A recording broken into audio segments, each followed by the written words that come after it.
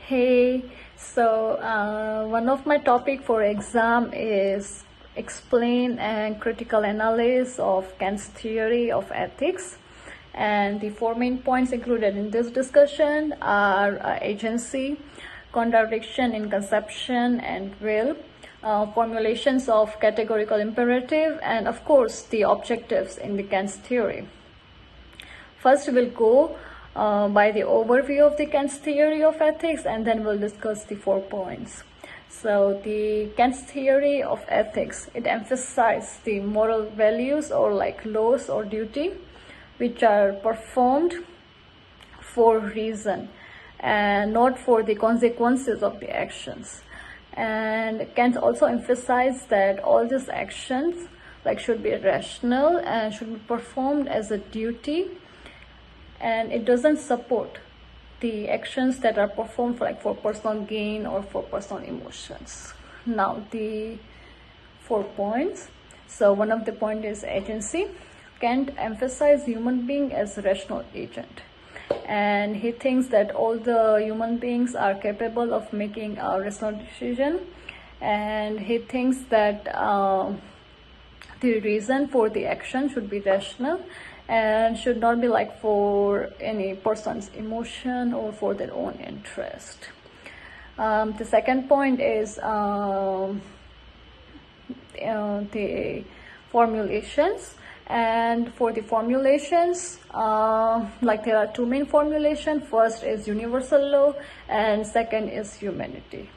So the first formulation, the universal law, it mandates that one should act according to the maxim, which is recognized universally, means the reason for the action should justify universally. So it's the reason or the action should not have just one personal motive behind that, and it should be rational, and that rational reason should be accepted, and it should be justified universally.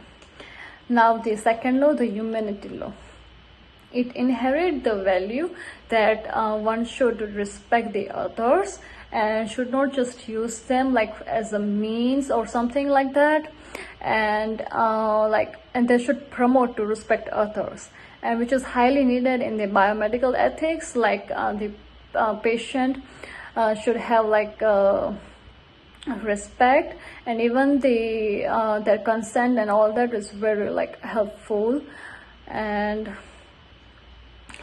the autonomy of the patient should be really concerning, and it should be respected. Yeah. And now the third point, contradictions of conception and will. So contradiction of conception, the contradiction occurs in the conception when maxim is becoming self-defeating. We can take for example, if everyone is lying to each other, then the concept of telling truth is defecting itself. And for the contradiction in the will, so it arises when the performer have their own interest or desire for those action, and it should not be that. If the performer is having their own interest or desire for the actions, then they are not respecting the others, and everyone should have there is contradiction in the will that occurs. Yeah. For the objectives of the Kant's theory, so the main major objective of the Kant's theory is rigidity. They do not take into consideration or any other situation, and it's rigid for its not telling truth, or you cannot lie, and sometimes telling lie can help some patient or something, and yeah, it sometimes prevent harm. So that is one of the major setback of the Kant's theory. The other is negligent of consequences.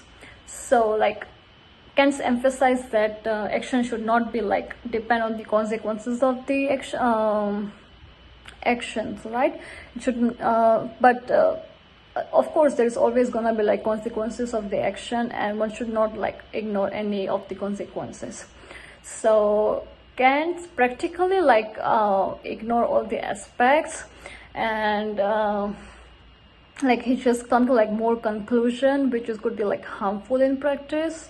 So yeah, this the negligence in consideration should not be there. So those are the main objectives of the Kant's theory.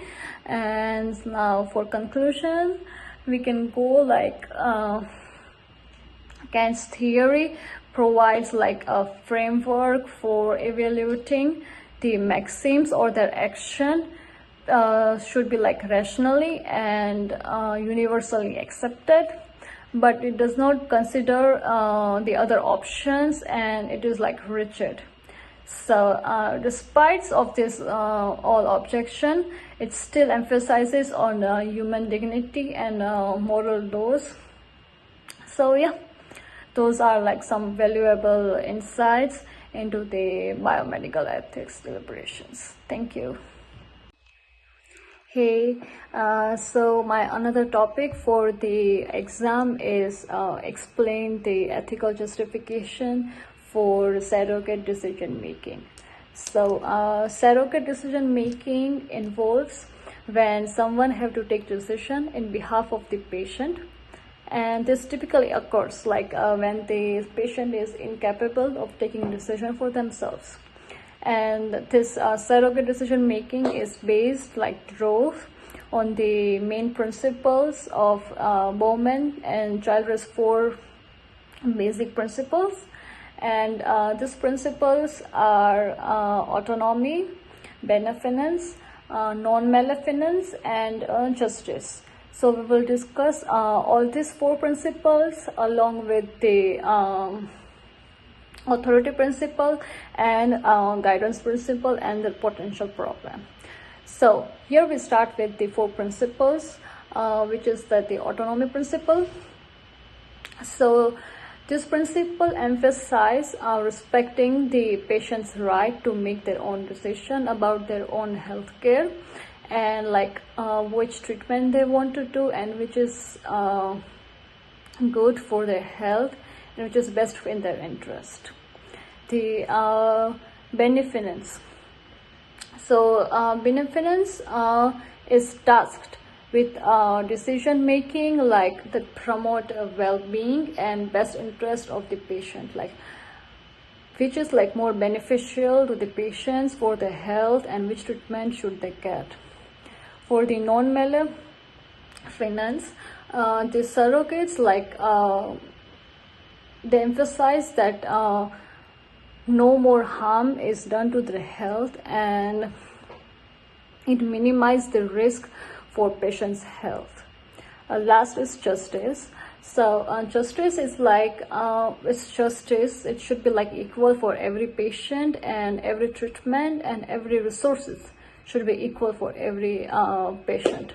There should be no like inequality, and every patient should be like treated with the same equal resources and justice. The other 2 principles other than this 4 principles are authority principle and guidance principle. So authority principle it guides like who should be act as a surrogate decision making, who should have that authority to make the decisions. And there are 2 other types of authority principles. They are legal authority and ethical authority. So legal authority, it prioritizes like who should be making decision, who should be like next keen, and they should be like based on the assumption that individuals are the best and they're gonna make like best decision and respect the patient wish and their interest. The ethical authority. The ethical authority in surrogate decision making is like it's enrooted relationship with the patient. Like the surrogate should like respect the patient's belief their preferences and their values, and they should like make decision which should respect both of their values and decision. The guidance principle. Guidance principle offers the criteria when the principle of authority is like acted. So there are like three main types of guidance principle. First is substituted judgment, second is best interest standard, and third is advanced directives. So substituted judgment. The potential problem with the substituted judgment is that patient preference should be like should be taken into consideration, but it's sometimes challenging because surrogates might have their own beliefs, their own values, and which leads to decision which might not reflect patient's true wishes. Then best interest standard. So best interest is like, it should be like best interest for the patient, but there is also a problem with this principle, is that sometimes it happens that surrogates cannot think about the actions which should like maximize the welfare of the patient, and sometimes they like tend to have not like they don't decide what is like more benefit or what is like most interested for the patients. And yeah, that's the main potential problem with this principle. Last but not least is the advanced directives. So there are like two potential problems with this principle. Is like it sometimes become outdated, and it cannot like reflects the patient current wishes or like their advancement with the medical treatment, and can like be outcome of outdated like or irrelative references. The other potential problem with this principle is that it can be problematic like in form of like language, or maybe like misunderstanding, or like maybe there is like lack of conversation, and which like have bad effect on patients like health and their wishes. So all these principles were for the surrogate decision making, and we can conclude that surrogate decision making provides necessary mechanism to make decision on behalf of patients, but sometimes it cannot like complete their wish, or is sometimes cannot be like in best interest for the patient, and it challenges sometimes the decision in both ways, ethically and for patients' best interest. Thank you.